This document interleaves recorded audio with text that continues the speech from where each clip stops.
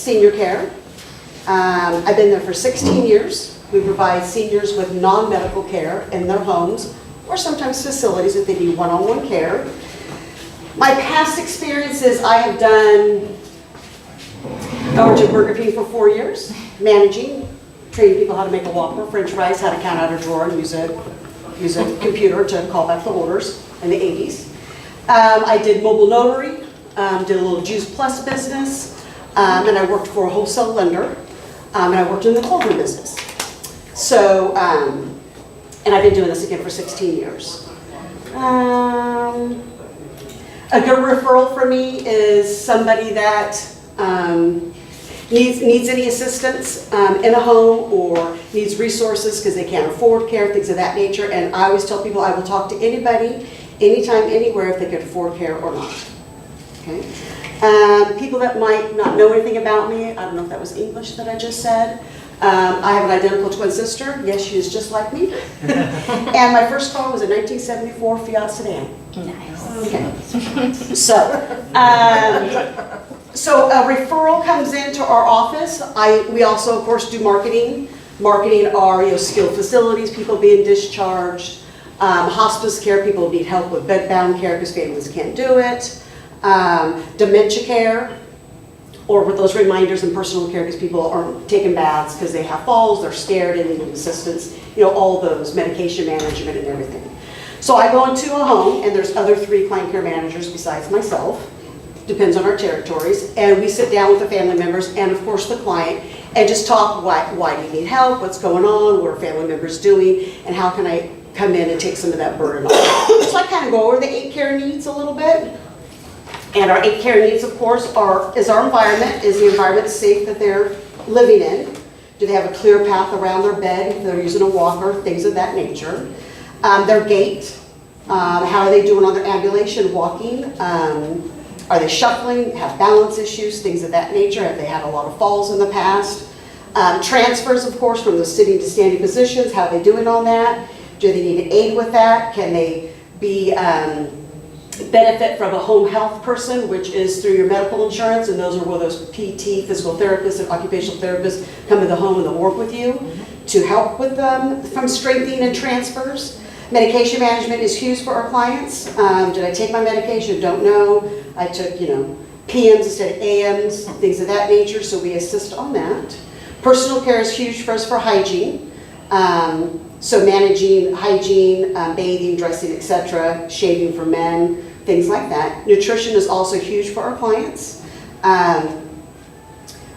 Weight, if they're gaining weight because they're forgetting they're eating, they keep on eating, did I eat, or loss of weight is more what we see because they can't stand for long periods of time making meals. They can't use the stoves properly because they can't remember because they might have memory impairment, and then also becomes a little bit of a fire hazard. Sometimes we take knobs off of clients' stoves and hide them, so the caregivers come in, we're cooking because they leave stoves on because they forget. So again, making it safe and secure for a family member or a loved one to age in place is what we do. And then the cognition. A lot of clients, of course, have that memory impairment, and it could be mild, severe, combative. It can be a challenging atmosphere. And then socialization is huge for our clients. They don't drive anymore. They're older. A lot of their friends have passed away. They don't go to their church social groups anymore because they can't drive. So we can provide transportation for them also for that. And then coming in, playing a game of cards with them. If they can't remember, we'll make up one. Stimulating that brain, right? Somebody to talk to. Because usually if somebody in the household, when you're a husband and wife, and one has that severe dementia, there's not a lot of communication that's going on with the person that does not, because it's hard for them to communicate with that person. So even going into a home and talking with the one that has the dementia diagnosis, sometimes we really chat up with the spouse that does not, because they really need that stimulation also, because there's somebody that they can really have a good conversation with. So those are kind of our 8 needs a little bit that I go over. Services, of course, that our clients get are, again, it's a little bit of a duplication. Personal care services, hospice support, because we're not a hospice agency, we just support hospice patients. Because the hospice people will come in, you'll have a nurse that helps manage pain, management, things of that nature. You might have a bather assigned aide to the home a couple times a week, and they come in for 45 minutes and that's it. I mean, you can call them 24/7 if you have a question or you want a nurse to come out. Then the family's kind of there with the loved one in that bed, doing bedbound care, you know, changing them every hour, make sure skin doesn't break down, they don't get a wound. So we help families and provide that care. Again, meal preparation and home helper stuff. We do the light housekeeping services also, tidying up spaces. Transportation, again, is huge. Companionship, which we talked about, and Alzheimer's and other dementia care. All of our caregivers are, they do an Alzheimer's dementia class, because it's hard to get somebody to do an ADL, which is an activity of daily living, which that bathing and dressing is all about. If you can't build that relationship with them and you can't get through to them because they have the dementia. So that's a little bit about that. And then you have a little bit about caregivers are not the same pamphlet. How caregivers are hired with, that people can choose from. You have an agency employee, of course, they are lifestyle with FBI, they are drug tested. We do DMV records on them because they drive our clients. And they're totally bonded with workman comp liability insurance when they go into a home. And then, of course, if a caregiver calls off their sick, which happens, especially during COVID, very challenging time, but we provided tons of hours during that time, we can provide a replacement easily. We will do the work for that. Then you have your independent contractors with registry. They might have their, like caring.com or something if you want to go on and maybe look for a caregiver. They probably have an FBI background check, probably drug tested. I do not know about that, to be honest with you. And then they can, you would go to an agency and they would say, hey, here's my person, you interview these 5 people and you get which whatever you want, and you become their employer. You pay them directly, and you don't, again, have that backup if they're sick. You don't have anybody to call to get somebody else because they're a little bit more, a little bit of an independent. And of course, your full independent caregivers, your total private caregivers, you don't know what they have and they are not insured, so you would probably use your homeowner's insurance to pay if something happened, if you had a caregiver on your ship that got injured, things of that nature. So that talks about that. And then the PULSE is very important.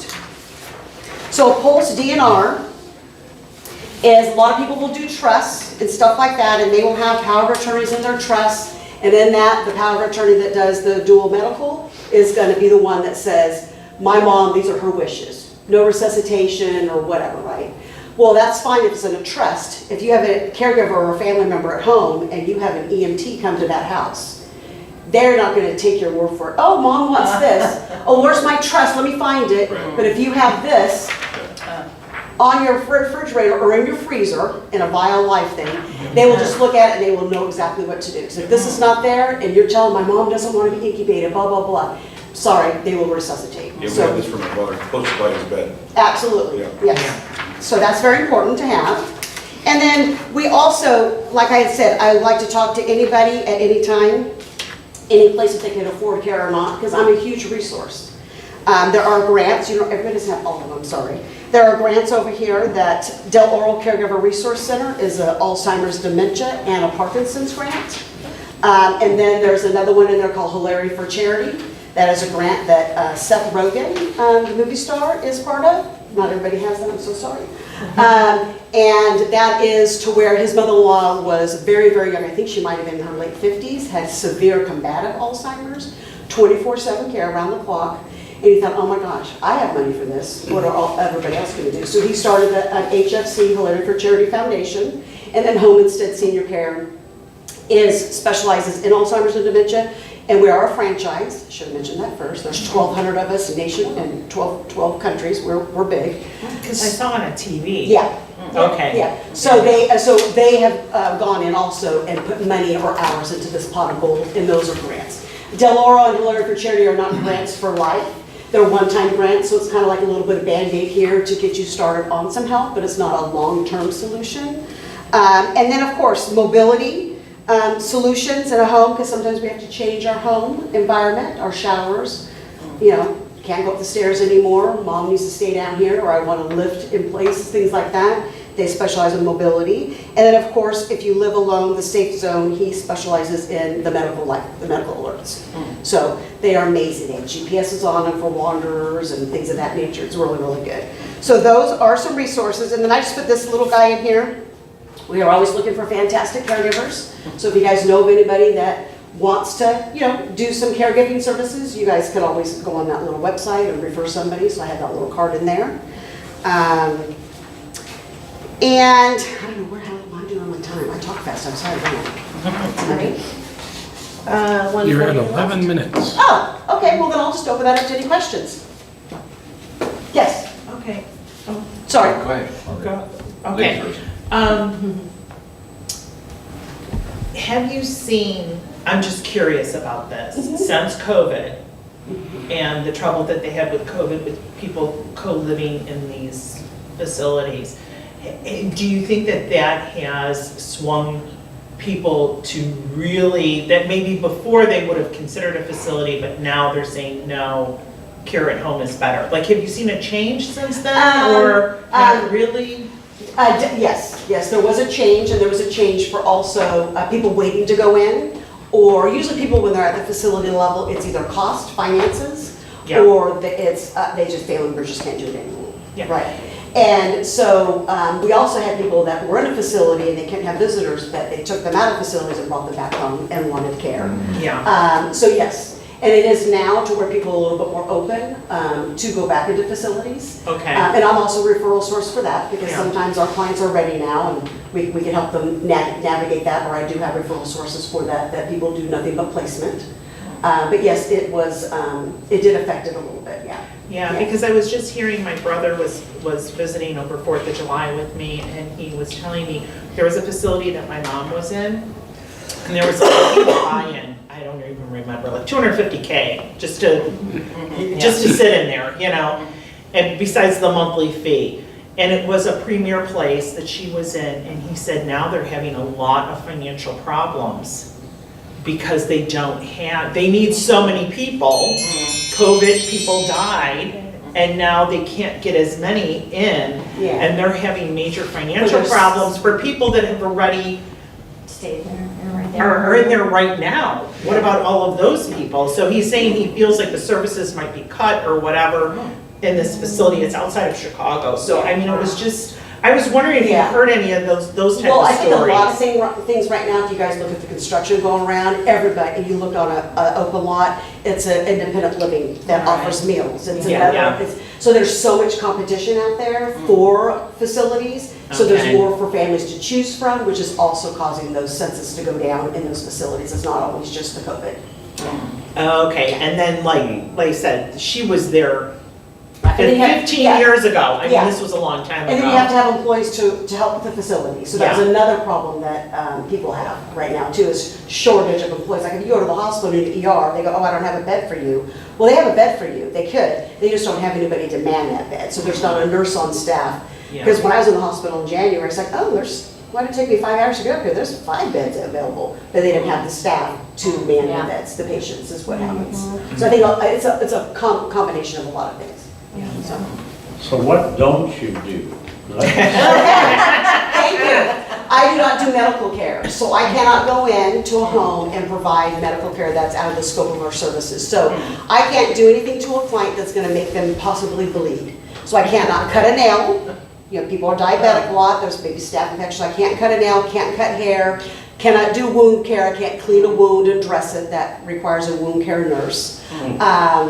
And then, I can't be a total housekeeping service person that comes in and I don't want care. That happens for a while, but once you kind of get them, have a relationship with the caregiver, sometimes they open up to have that care that they really need. So sometimes if that's the case, I refer them out to house cleaning services. And I can't prescribe like physical therapy and occupational therapy. I have to have a professional prescribe that I could follow that and make sure the client does that, but I can't technically prescribe it. So there's a scope of services. Can't get on a ladder to clean your gutters. There's a little bit of a scope of services that we can't shovel snow, and that we do provide care in snowy areas and things like that. So yeah. So that is a little bit about us. Yes. What did you say goes in the freezer?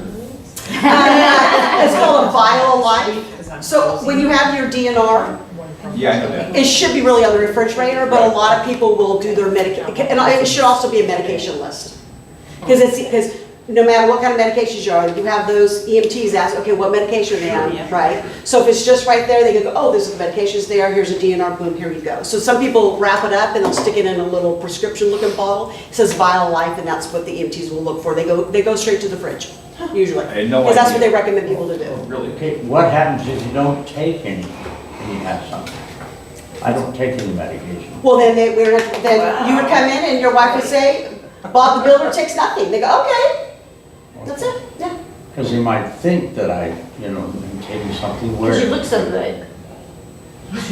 And some people might, push their life alert because they live at home. Some people might push their life alert that they live at home by themselves, and an EMT could come in, which you should have a lockbox at that time, because if not, they'll break down your door. Then they will have to look more up on the computer and do a little bit more laboring, of course, to see what they're on and stuff like that, so. Well, thank you, it's very Yeah. educational. Yeah, thank you. That was a great presentation.